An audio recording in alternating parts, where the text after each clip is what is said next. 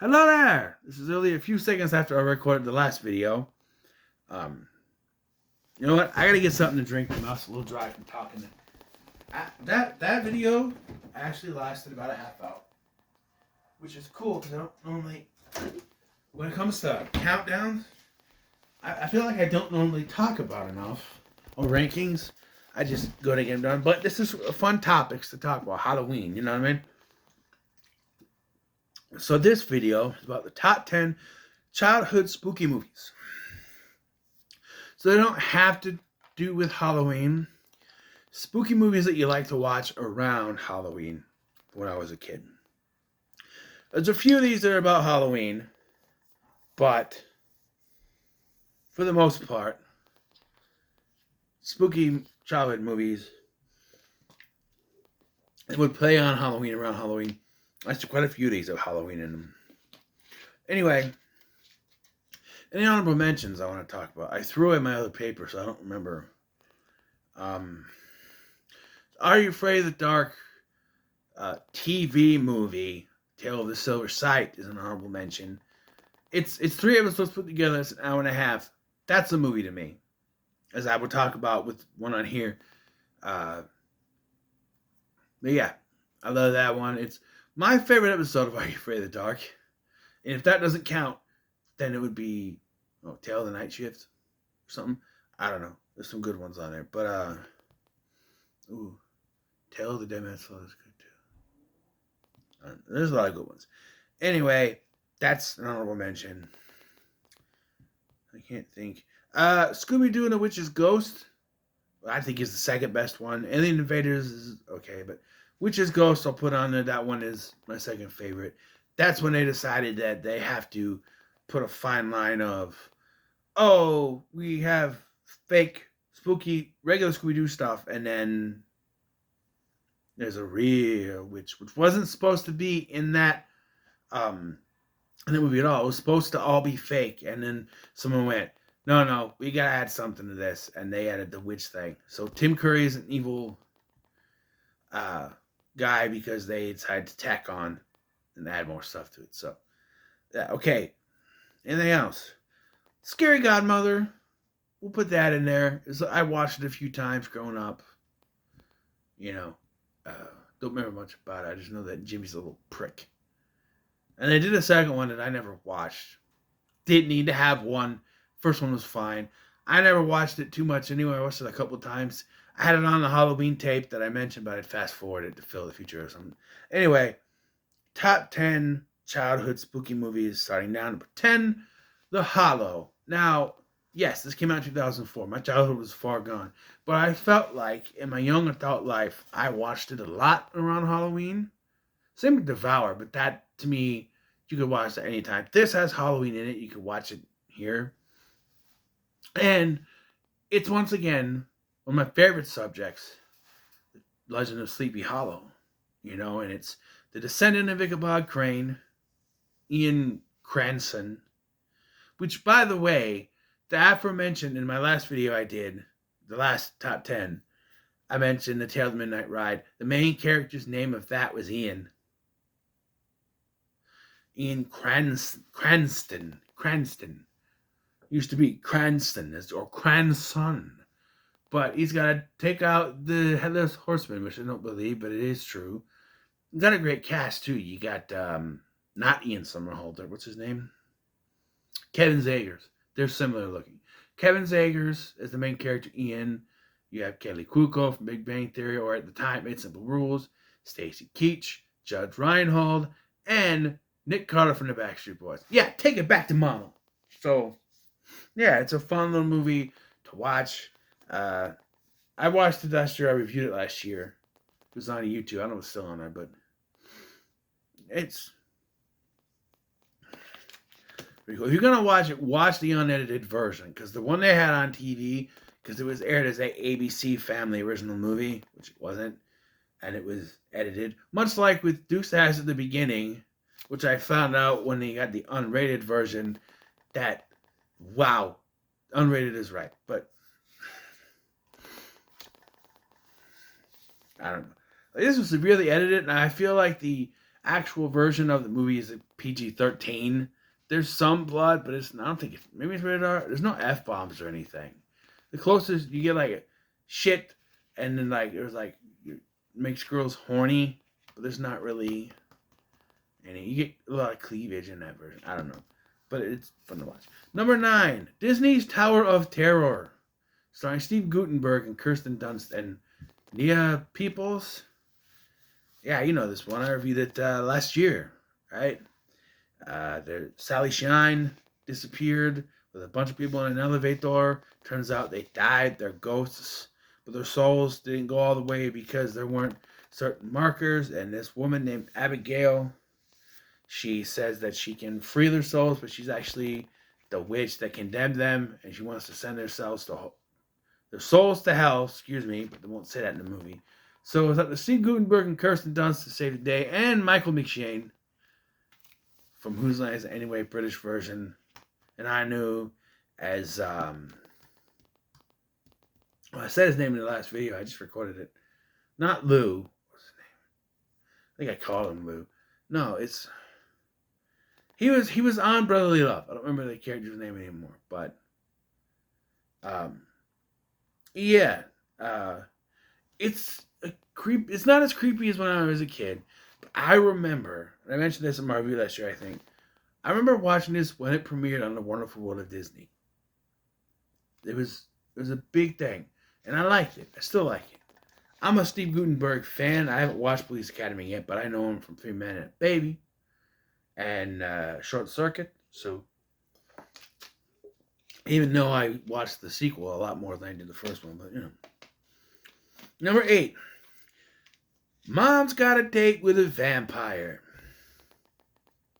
Yes.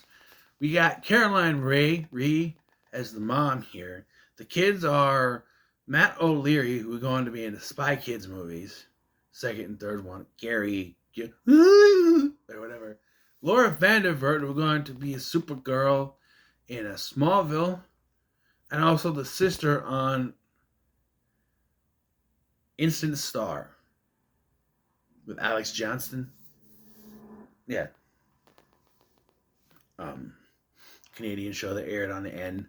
They aired a lot of Canadian shows on that Nickelodeon-owned channel, the N, which is later Teen Nick. But, I'm looking at the wrong list. Yeah, so, and the vampire Dimitri is played by Charles Shaughnessy, who you may know from The Nanny. Yes, Mr. Sheffield from The Nanny. And, of course, we have, David Carradine's brother, Robert Carradine, who was the dad on Lizzie McGuire at the time, I believe, or was going to be, as the hunter Van Helsing. Is it Van Helsing? I haven't seen this movie in a long time. But I almost want a feature-length version of the movie they played at the beginning of this, the Count Krowski thing.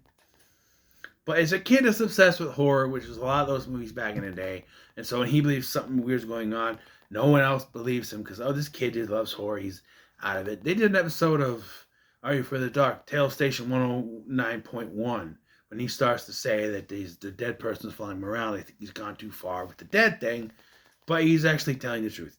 But, yeah, it's another good episode. But, yeah, it's a fun movie. It's a fun movie. It's the least of the 4 Halloween themed. Well, Don't Look Under the Bed isn't necessarily Halloween themed. I don't think it has anything to do with Halloween.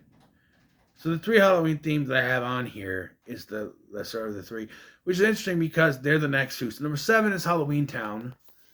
And you're saying Halloween Town is not at least number 1 of these Halloween themed ones? No.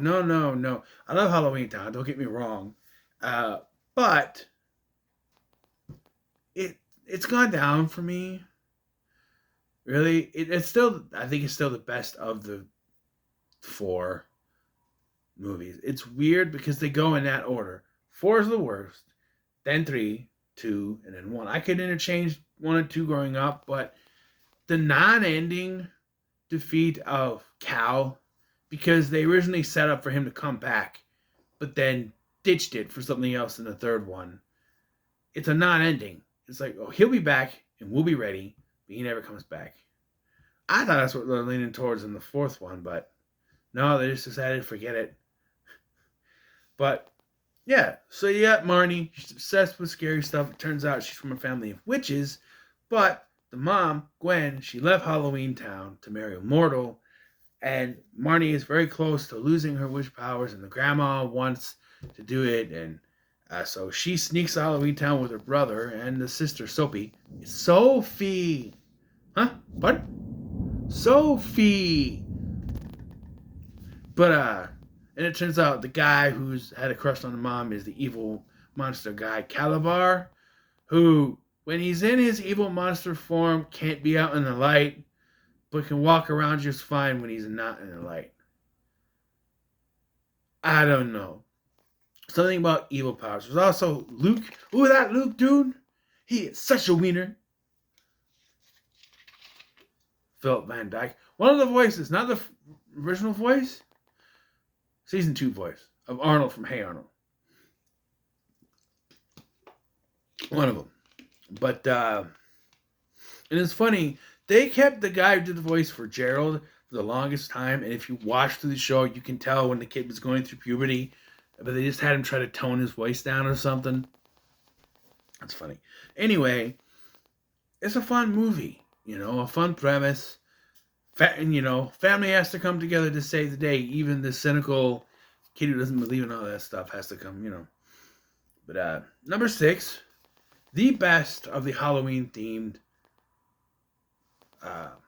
There's Twitches as well, but no. Under Wraps. I think this one's underrated. Okay, Under Wraps is about a mummy that comes to life. It's the first ever Disney Channel original movie, and it's Halloween-themed. These 3 kids. The original one, by the way, not the new stupid remake or its sequel. Tell me this. How can a remake of one of the most underrated Disney Channel original movies, how come that gets a stupid sequel when the original didn't? The original should have got a sequel, right? I hate that. Like, the original doesn't get a sequel, then we remake it, then the remake gets a sequel. Why didn't we just make a sequel to the original? Right? I was so pissed when they showed they were remaking Under Wraps. I'm like, no. And then on Disney Plus, they've completely erased the original. Because you can only get the remake and the sequel on Disney Plus. The original is not there. And that's bullshit. Because I wanted to show it to my son. And it wasn't on there. The remake was. It's on YouTube, so if I wanted to show it to him, I could show it to him on there. But it's one of my favorites. You got this mummy. It's come to life. There's got old man Kubat. Kubat, played by Ed Lauter. God damn it! He's the coach from. He's parodying John Voight's coach from Varsity Blues, but he's the coach from not another team movie. God damn it! But yeah, Ed Lauter is the villain in this. I don't know why today he is a villain. He fakes his death, and then it turns out he's still alive. Spoiler alert. And then the kids have to save Harold. His name is Harold. I love the drive-in scene when he goes to order the food. By the way, the Yellow Ranger, Geo and Turbo Ranger, Tanya, she's the one in the window. So there's that. It's a fun movie. Number 5, much like I said, with Are You Afraid of the Dark Silver Sight as honorable mention. It's just 3 episodes put together, technically, but it is a movie. This is more a movie than that one. It is Kenan and Kel, 2 heads are better than none. Now again, this is more spooky than it is Halloween related, but Kenan and his family, and the Rockmore family, Kenan and the Rockmore family are going on a vacation. It's not really a planned vacation. They're just going to go out to nowhere and camp and stuff. There's not really a destination as to where they're going. It's always been confusing. But Kel wants to go with, but he can't. So they sneak him in. And then they end up camping out where Kel just roasts sticks. And then Roger sings a song. Man, that stunk. It didn't stunk. It was just extremely creepy. And so then he starts to gather wood and finds the Headless Knight. It just comes out of nowhere. It's never explained why the Headless Knight was that far out. But he's there and tries to explain it. They stay at a hotel the next night. Then they find out that there was a Headless Knight. There's a tale of the Headless Knight in a place called Rockville. And as we find out later, Cal messed with some wires in the car. It technically shouldn't have started if that was the case. But it did start, and they got a certain amount away. And so Keenan Claps walked to the next town, which, you know what, is Rockville. And that's where the Headless Knight is. And they end up defeating the Headless Knight after Milton Berle makes some crass remarks. Yeah, pretty lousy, that's what it is, yeah. Rest in peace, Milton Berle, by the way. But yeah, this is a fun, special movie, whatever you want. If you're going to watch this, try to find a version. My throat is dry. Try to find a version if you can. It's the off the TV version. Do not, I don't know if it's all the streaming versions, but specifically that I know of, the one on Xbox, movies, and TV. I don't know if it's all streaming versions, but that specific version on there, they added a laugh track. It's in 3 individual episodes, and they added a laugh track to make it more like the show. It doesn't work. It makes it worse. I said this in my review up for it last year or whatever I did it. It makes it worse that they added a laugh track. Made much more worse by the fact that there's an opening that's not in the original. It was only in the original airing of the movie, but subsequent airings it wasn't there. Where they go out to the audience that they usually do, and there's no one there. And then Keenan has to explain, oh, this is a movie, so there's no audience. So then they show the thing, you know, opening, and we start the movie. But then there's a laugh track in this version. And that makes no sense, being as they just told you there was no audience. So if you can, find the original version without the laugh track. Number 3. I didn't scrounge around to find the DVDs or anything, but I have this sitting here. Because I got this, I did that video. Got this from the thrift shop in town here. Casper! Friendly Ghost. This is one that you watched. I was even nodding. Another one I could recommend for Halloween. Another Scooby-Doo movie would be Scooby-Doo Ghoul School. I had it on this tape was also number 2. Not this tape, but I had it on a tape. It was this. There is Scooby-Doo and the Ghoul School, and what the number 2 is going to be. An episode of Roly Poly Oly for some reason. I don't know why. But Casper, yes, based on the cartoons and comics of old. Casper the Friendly Ghost. There's this woman named Kerrigan Crittenton who has inherited this house at Whipstaff Manor from her father. There's some sort of treasure there. Once we find out what it is, I wonder how that got into her father's will and everything. And so she hires Dr. Harvey, Bill Pullman's character, to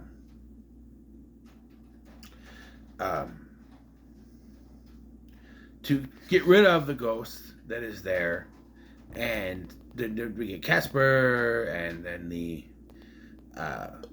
ghostly trio, his uncles. And no, I'm not counting the prequel. That's not really a prequel. I feel like the Spirited Beginning is more of a remake than it is a prequel, because it clearly takes place in 98 or whatever it takes place in, because you have Beetleborgs and stuff in there that wouldn't have existed here. This is 94 or 95. So Power Rangers would be around. Beetleborgs, no. X-Files, was X-Files 94 or 97? Either way, I don't think it would count here. And the stories don't match up, as he died and doesn't remember anything. He clearly knows where he's from. Whipstaff is not mentioned in that version, so don't watch that one. I mean, it's fun. Watch it. Just don't pay attention to the continuity. This one is the best. Even the video game for the PlayStation was a fun mystery-solving game. It was fun. I love this movie. Number 3. Don't look under the bed. If you're Larry and you know it, clap your hands. Imaginary and you know it, clap your hands. If the boogeyman is scary, then you just call on Larry. If you need me and you know it, clap your hands. Yes, don't look under the bed. There's a boogeyman afoot. You've been framed. Frances Bacon McCausland is the subject of a boogeyman who is after her. Why? We don't know. We do find out later, because we find out that all boogeymen or boogie persons are actually former imaginary friends, which is kind of a weird concept, because like it's one of those things like who came first, the boogeyman or imaginary friend? Because imaginary friends are there to fight boogeymen or boogie persons. So what happened? Was there a rogue imaginary friend? Did they discover that imaginary friends turned to boogeyman after the fact, and that's what happened? They had to fight them? I don't know. Eric Ty Hodges II, who would go on to be on Even Stevens, an episode of The Nightmare Room, plays Larry Houdini. Yes, I know. And he's an imaginary friend. Only Frances can see him, but he's not her imaginary friend. But it's never really explained how she can see him. She just can. She doesn't believe in him. She's grown up since her older brother Bert needed a surgery. So, but yeah, and it's Steve Valentine in the first of a few Disney Channel original film occurrences. He'd also be in many years later, Where's the Waverly Place, the movie, and Teen Beach movie, which was even later, and be one of the stars of I'm in the Band, a Disney XD sitcom that they had. So, but yeah, this is if I want to go back and watch. I also had Rudy Lipscomb, who at the time was sort of not a mascot, but a personality on the channel. So she was worked into this as the best friend Joanne. By the way, that plot point with her being on Mad because Frances basically, supposedly Frances was the boogeyman, Boogie Pearson, that she had a crush on her older, Joanne had a crush on Bert, the older brother. So, but that's never resolved. They never become friends again. That's just sort of, she's out of the movie. She needed her cameo because she was part of Disney Channel, I guess. And if you're wondering, why do you keep saying Boogie Pearson? Because it's revealed that the Boogie Pearson, boogeyman is chasing him, even though it's played by a man, turns out to be Zoe, her imaginary friend. So no matter what, apparently, no matter what sexual orientation they are, man, woman, whatever, they always turn into a boogeyman. But she's the one that says Boogie Pearson. But yeah, it's fun. Number 2, Scooby-Doo on Zombie Island.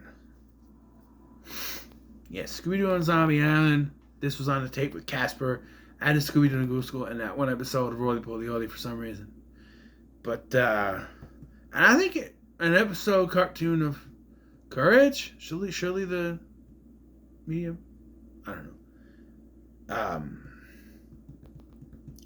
So, if you don't know this is one of the first direct-to-video movies they released after the 3 in the 80s and the television special Scooby-Doo Goes Hollywood and the 101 the Arabian Nights, Scooby-Doo Arabian Nights.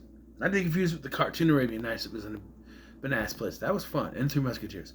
But this canonically takes place many years after the Mystery Inc. gang have split up, and Daphne is now hosting her own news program show where she's going around talking to people and finding things. Fred is her cameraman for some reason, because they're in love. Shaggy and Scooby now work at an airport as contraband security guards, and they end up eating all the cheese. I like the line, "There's still a couple of Gorgonzolas left. You're a couple of Gorgonzolas. You're fired." And Velma owns a bookstore a la Ray from Ghostbusters. Although, no, he had it in the second one, didn't he? Yeah, he had the bookstore in the second one. Anyway,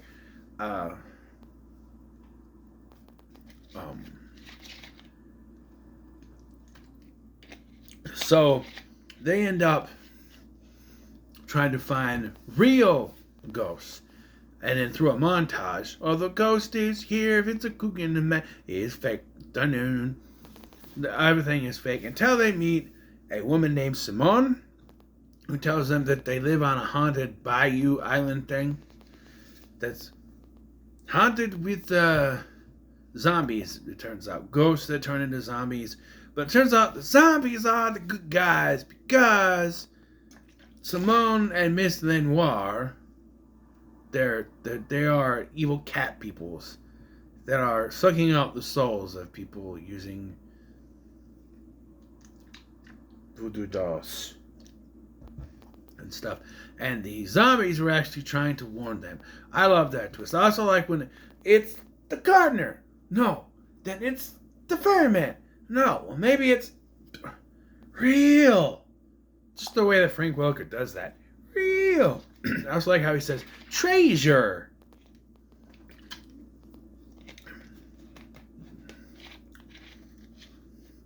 As if it weren't already a 40-year-old man playing a teenager. There are adults here, but he said treasure back in the 60s, 70s, whatever. Anyway, I think he was 40. He's my age. I don't say treasure, but it was the 60s and the 70s, so you know what I mean. But yeah, do not watch Return to Zombie Island as an abomination because some fucknut who works at Warner Brothers has a rule now that everything has to be fake because that's the way it was back in the old days. So that's the way it has to be. So when they revisit stuff such as this and the 13th Ghost, they have to make sure you know it's fake. So everything is a movie made by this guy, and it turns out there's an actual mystery. So they have Velma. Poor Velma gets shit on because of not only her freaking woke show, but this, where they have to make her the naysayer.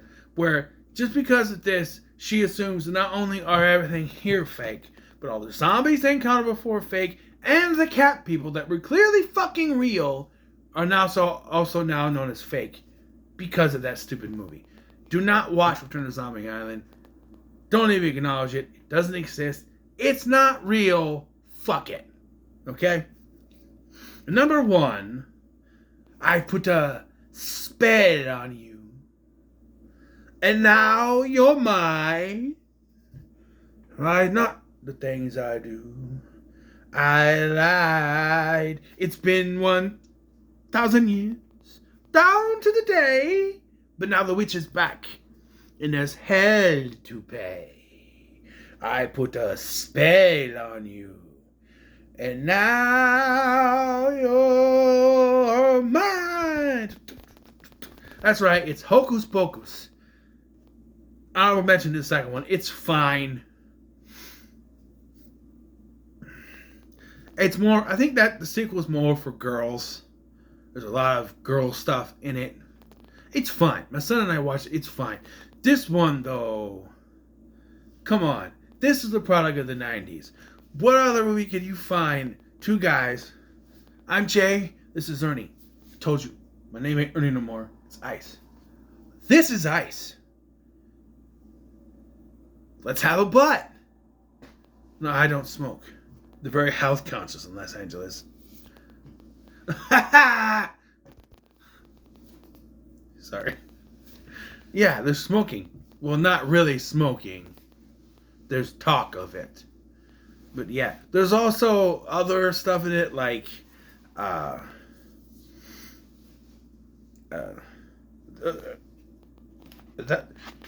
wouldst hate me in the morning. No, thou wouldn't. Oh, believe me, thou wouldst. Party pooper. She calls me master. Wait till you see what I'm gonna call you. It's not something they would put on there now. And by evidence, it's evident by the sequel was very, very washed down compared to this one. But this is something I watch every year. I still kind of watch it every year It's one of the two movies, the other one being Jumanji, when my cousins would come up to visit. It was this and Jumanji they wanted to watch. Yeah, Jumanji's fun. It's not Halloween, though. Not very spooky, but this was, yeah, it's, yeah. You know, I just have always been kind of confused on why the ovens didn't work. Why it goes up like that and then comes back down. It's a false ending to make you think everything's safe and it doesn't. And I'm book. I like that. But yeah. Amok.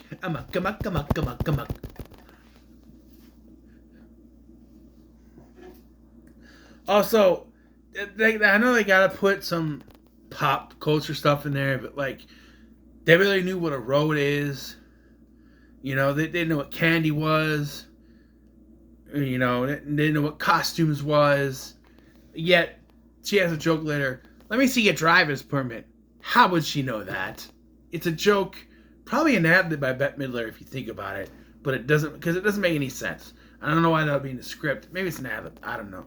But this is a fun movie to go back and watch. It's absolutely my favorite childhood spooky movie. That I remember watching. And yeah. So what are your thoughts on my list? What's your list of spooky movies you watched growing up? There's even ones now that you could say like Monster House, Corpse Bride. Some of you will say that Nightmare Before Christmas. That's a Christmas movie. It wouldn't be in my Christmas list either. I don't like that movie. Sorry. I had it on a tape with The Mask and Little Rascals. I watched it once, didn't care for it. Years later, tried to watch it again, still didn't care for it. One thing I like is the What's This song, because there's that part where he goes, in a dreamland. What's this? Because I listened to there's a CD I got from the library. It's like Disney favorites or whatever it was, and that was on there. You know it's not technically this movie. It's Touch Stone Peaches. And it's technically not a Tim Burton movie either. Henry Selick, whatever, directed that. But it's always Tim Burton's Before Christmas. He produced it. Like Sean Connery drinking a scotch while producing The League of Extraordinary Gentlemen. He produced it. He did not direct it. But give him credit anyway. Who cares? I don't care. Well, I do care because I get all uppity when people say, when people do like a top 10 Tim Burton movies, people go, well, why do you say Nightmare Before Christmas? Because it's not his movie. It's not a Tim Burton movie. Anyway, thank you for watching. I've been Sky, and I'll see you in the next one.